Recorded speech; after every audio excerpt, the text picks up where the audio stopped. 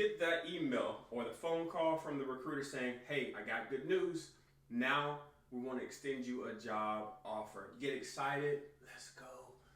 But then you got to change your mindset. There's one last step. You have to negotiate your job offer. And here's how you do it. You respond to that phone call. Thank you so much for this opportunity. I'm so excited to join the company. I want to talk it over with my family and friends. Could you please send me my offer letter via email?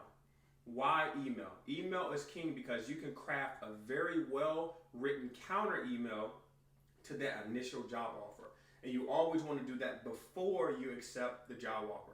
Don't be like me and make that mistake. So that's why email is king. In the description, I will list a resource that I put together to help you put together that counter email template. And I'll also link my previous video on how to negotiate that gives you this framework, ease. In your email, you should start it with eagerness. I'm excited about this opportunity. After talking it over with my family and friends, I'm ready to start negotiating.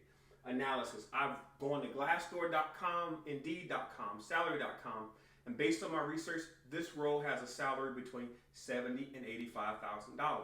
Ask. My salary ask, I would like you to consider a salary consideration of $75,000. Finish the email with excited. I'm excited to add value on day one. I can't wait to join the team. That's the framework you use to send that counter email. More information is in the description.